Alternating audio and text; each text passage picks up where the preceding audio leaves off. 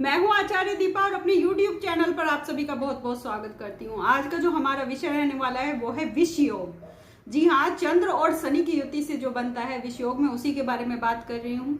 ये कैसे फल हमारे जीवन में देता है, मैं उसके बारे में बात करूंगी। इनकी युति कहाँ कैसे बनती है, तो क्या फल करेगी, मैं उसके बारे में बात करूंगी। और सबसे ज्यादा चर्चा का विषय, मतलब रिसर्च का विषय, क्या केवल नकारात्मक प्रभाव ही देता है व्यक्ति के जीवन पर, इसके कोई सकारात्मक प्रभाव नहीं होते हैं? तो मैं इस बारे में भी चर्चा जरूर करूंगी इस वीडियो में, तो बने रहिए अंत तक हमारे साथ। अब हम बात करेंगे इन दोनों ग्रहों की जब युति कुंडली में हो जाती है तो कैसे फल देखने को मिलते हैं। ऐसा नहीं है केवल खराब ही मिलेंगे, कुछ सकारात्मक भी मिलेंगे। तो हम दोनों पहलुओं पर बात करेंगे। सबसे पहले हम इन दोनों ग्रहों के कारकत्वों के बारे में बात करेंगे कि इनके कारकत्व होते क्या हैं, और जब युति हो जाती है तो उसका दोनों का मिक्स होकर जो रिजल्ट निकल के आता है वो कैसा होता है। सबसे पहले हम इस बारे में बात करेंगे। चंद्रमा जल है और शनि कर्म है। चंद्रमा जल का कारक है और शनि कर्म का कारक है। तो जो व्यक्ति का जो कर्म क्षेत्र हो सकता है वो जलीय स्थान पर हो सकता है, ऐसा इससे इसको जोड़ा जा सकता है। ठीक है, चंद्रमा जल है, शनि विष है। तो जो कर्म स्थान पर है, जो कर्म स्थान है, दोनों कर्म में मतलब जल में विष मिल गया तो वहां पर कोई प्रॉब्लम हो सकती है आपके कर्म स्थान पर। चंद्रमा मन और शनि वैराग्य। वैराग्य का कारक है शनि। चंद्रमा तो मन है, सबको पता है। तो मन में वैराग्य की भावना हो सकती है। ये कब हो सकती है, जब कहाँ पर इनकी युति कौन से भाव में बन रही है, हम उससे रिलेट करेंगे इसको। तो ये कहाँ पर बन रही है तब हम देखेंगे। चंद्रमा माँ है और शनि वायु है, तो माता को वायु विकार हो सकते हैं, कुछ इस तरह की स्थिति बन सकती है। शनि कर्म है और चंद्रमा यात्रा है, क्योंकि चंद्रमा तो ठहरता नहीं है ना, चंद्रमा यात्रा है। तो जो व्यक्ति का जो कर्म हो सकता है वो यात्रा से रिलेटेड हो सकता है, यानी कोई ट्रांसपोर्ट का, कोई इंपोर्ट एक्सपोर्ट का, कुछ इस तरह का कार्य क्षेत्र उसका हो सकता है। शनि कर्म है, चंद्रमा कलंक है, तो क्या हो सकता है, कामों में आपको बदनामी मिल सकती है। हम इसको ऐसे रिलेट करेंगे। चंद्रमा कर्म है, शनि कर्म है और चंद्रमा लिक्विड है, लिक्विड फॉर्म है। तो क्या हो सकता है, जो व्यक्ति का जो कार्य है वो किसी लिक्विड बेस्ड चीज़ों पर हो सकता है, जैसे कि कोई पेट्रोल, ऑयल वगैरह, केमिकल चीज़ें, इन चीज़ों पर हो सकता है, उसका जो कर्म हो सकता है। तो ये कौन से भाव में बना हुआ है हमें वो देखना है। चंद्रमा ठंडा है और शनि वायु है, तो व्यक्ति को क्या हो सकता है, अस्थमा हो सकता है इन दोनों की युति से। हम ऐसे देखते हैं। चंद्र चंचल है और शनि कर्म है, तो कर्मों में चंचलता आ जाती है। व्यक्ति एक काम में ठहरता नहीं है, वो कार्य परिवर्तन करता रहता है।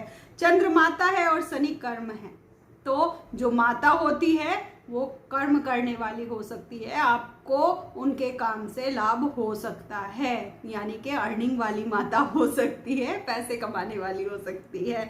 चंद्रमा माता है और शनि पापी ग्रह है, तो माता को कोई तकलीफ हो सकती है और माता के सुख में आपको कमी हो सकती है। ये हम देखेंगे कि किस भाव में कैसे बना हुआ है। बस अभी इनके कारकत्व को हम लोग मिक्स करके देख रहे हैं।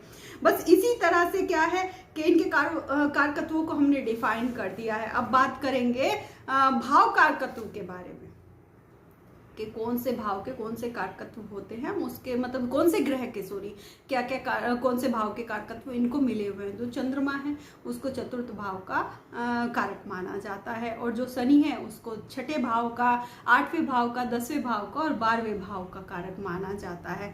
तो अब हम इन दोनों को जोड़ेंगे इन चीज में कि कैसे इन दोनों की युति से अब कैसे फल निकालेंगे। तो चंद्रमा चतुर्थ और शनि छठा, जब चंद्रमा चतुर्थ का है और शनि छठे का है, इसको यहाँ पे जोड़ेंगे तो क्या होगा कि मन और रोग।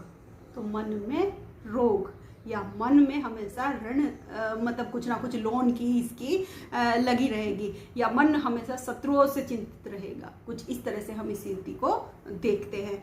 अब चंद्रमा मन है और शनि अष्टम भाव का, यानी कि मन में, या अष्टम भाव मृत्यु का भाव, अष्टम भाव गुप्त विद्याओं का भाव। तो क्या होगा कि मन में मृत्यु का भय हो सकता है, हर समय बना रह सकता है, कोई अनचाहा डर मृत्यु का बना रह सकता है।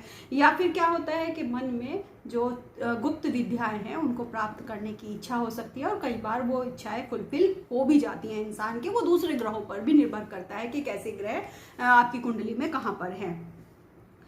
चंद्रमा और मातृभूमि का कारक है, यानी कि चतुर्थ भाव तो मातृभूमि का भी होता है, और जो शनि है वो दसम भाव का, कर्म भाव का।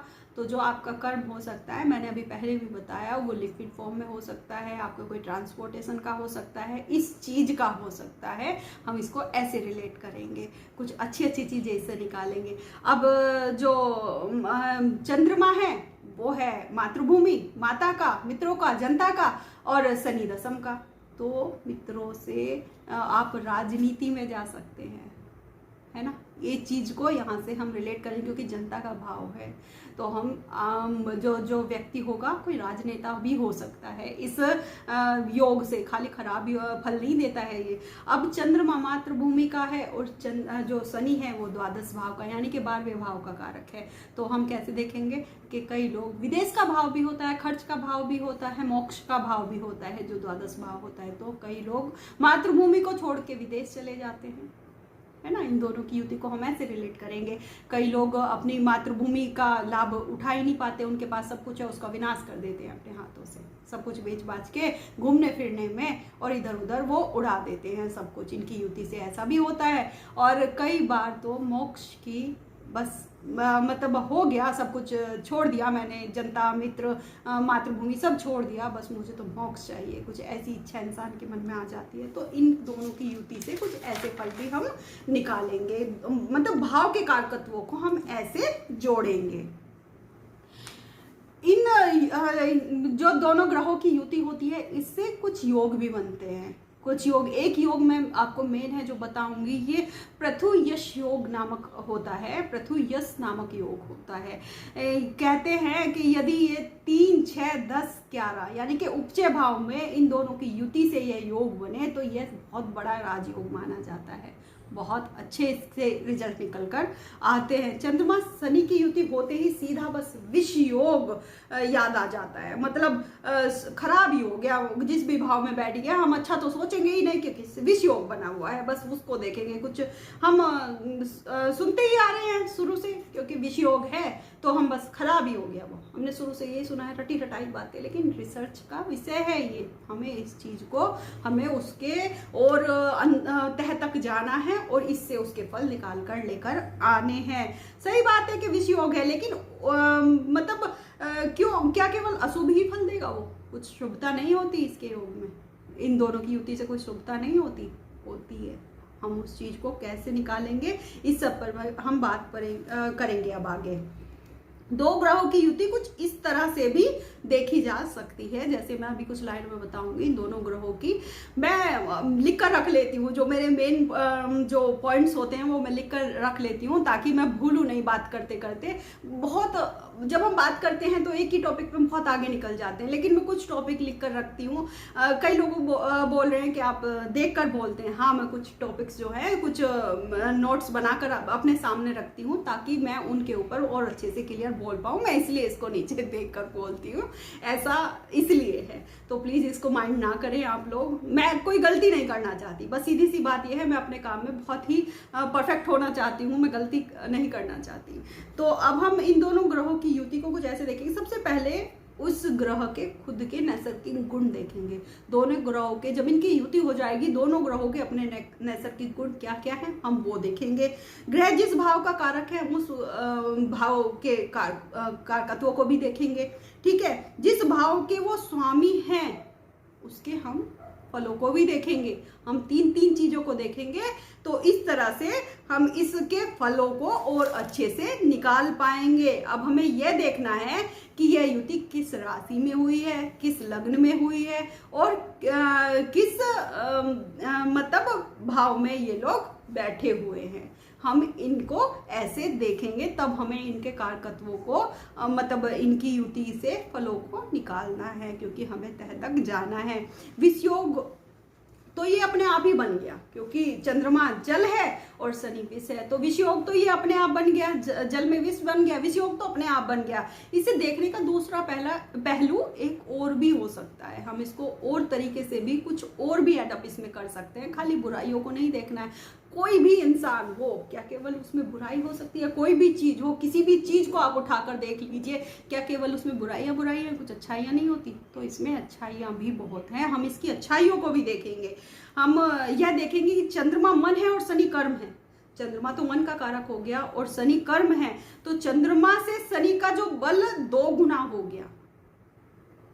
चंद्रमा से कर्म का हमारे जो बल है वो 2 गुना हो गया, और जातक का जो शनि है वो बलवान हो गया, यानी कि कर्म जो जातक का बलवान हो गया। इसे हम ऐसे भी देखेंगे, शनि पाप ग्रह है, यदि ये योग 3, 6, 11 में बन जाए, त्रिश्राय भाव बोलते हैं 3, 6, 11, अगर इन तीनों भावों में यह योग बनता है तो यह योग बहुत ही अच्छा होता है, क्योंकि कहा जाता है कि कोई भी योग अगर इस तरह का कोई पाप ग्रह से योग बनता है इन तीनों भावों में तो बहुत अच्छा माना जाता है, बहुत फ्रूटफुल होता है जातक के लिए, तो यह बहुत अच्छा हो जाता है। अगले वीडियो में, क्योंकि टाइम की थोड़ी लिमिटेशन है, मैं अगले वीडियो में इस योग कौन से भाव में बनेगा, कौन सी राशि में बनेगा, किस तरह के फल करेगा, उसकी अच्छाइयाँ और बुराइयाँ दोनों आपके सामने लेकर आऊंगी।